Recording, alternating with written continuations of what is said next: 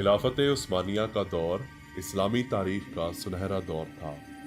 ये एक ऐसा वक्त था जब उम्मत मुस्लिमा कभी बाज़ंतीनियों तो कभी मंगोलों के हाथों तबाह हो रही थी। ऐसे वक्त में उम्मत को नई और अज़ीमुश्शान रियासत बनाए जाने की ज़रूरत थी। 656 हिजरी बा मुताबिक 1258 ईस्वी एक तुर्क सरदार अर्तुरुल गाजी के यहाँ एक बेटे की पैदाइश हुई जिसका नाम उस्मान रखा गया। उस्मान ने मुसलमानों की तकदीर बदल डाली और इन्हीं के हाथों सल्तनत उस्मानिया की बुनियाद रखी। निकोला उस गड्ढे को ढूंढ लेता है जिसमें तुर्गुत बे और मारी छुपे होते हैं। फिर गड्ढे में ऊपर से नेजा मारता है और साथ साथ चिल्लाता है कि मैंने तुम्हें ढूंढ लिया, मैंने तुम्हें ढूंढ लिया तुर्गुत। अब मैं तुम्हें उन्हीं भेड़ियों के सामने डालूंगा जो तुम्हें बहुत पसंद है।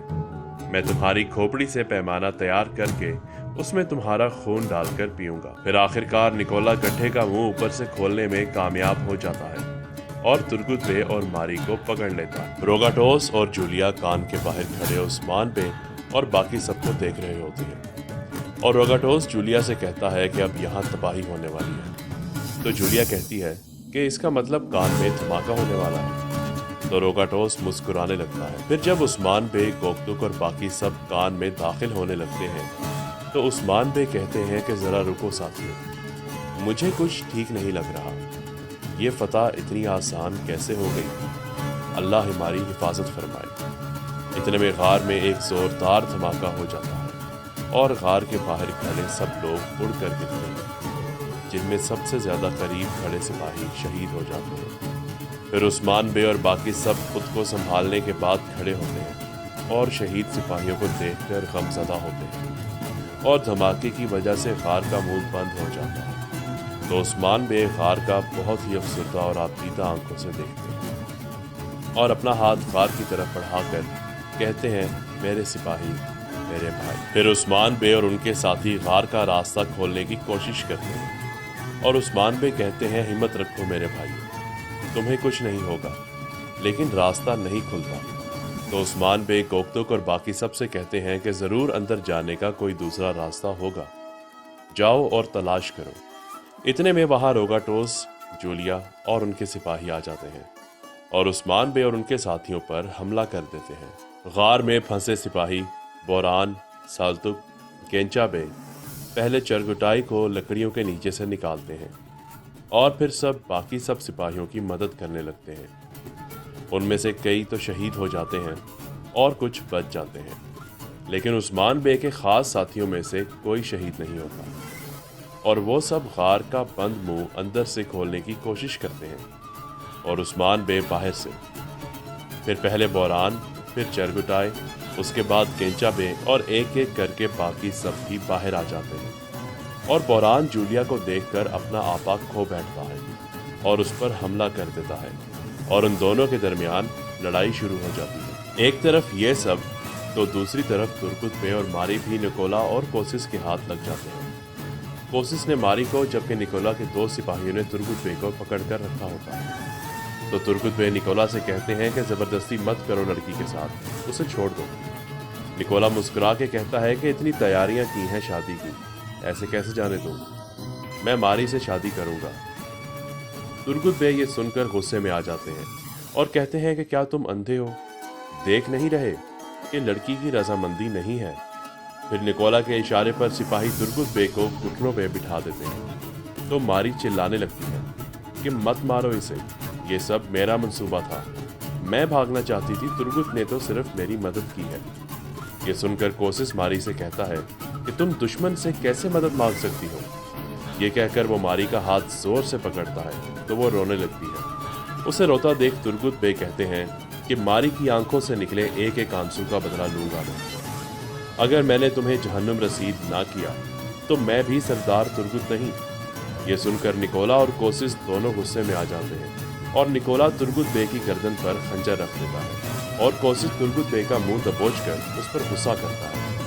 फिर मारी चीख कर कहती है कि निकोला, मैं तुमसे शादी करने के लिए तैयार हूँ, तुर्गुत को छोड़ दो। लेकिन निकोला मुस्कुराते हुए जवाब देता है कि मैं शादी तो तुमसे करके ही रहूँगा, लेकिन मैं तुर्गुत बे को क्यों छोड़ूं?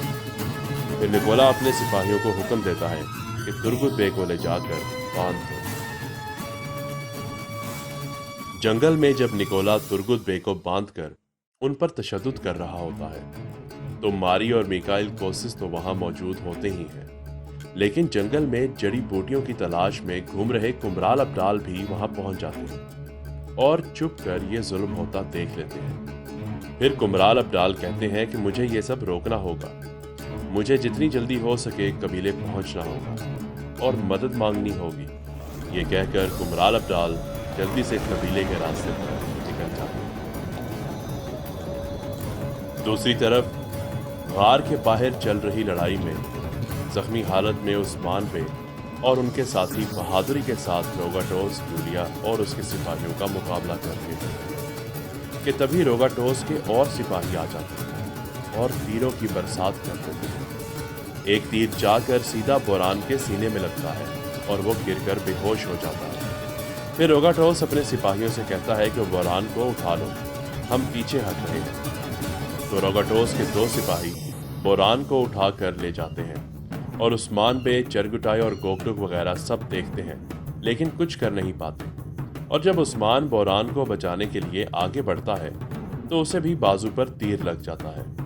तो गोकटुक उस्मान बे को वापस पीछे खींच लेता है और कहता है कि जनाब अभी रुक जाए। फिर रोगाटोस और उसके आदमी बोरान को साथ लेकर अपने किले जाने के लिए निकल जाते हैं। उनके जाने के बाद उस्मान बे जोर से बोरान का नाम चिल्लाते हैं और अपनी तलवार को गुस्से से जमीन पे घोंप देते हैं।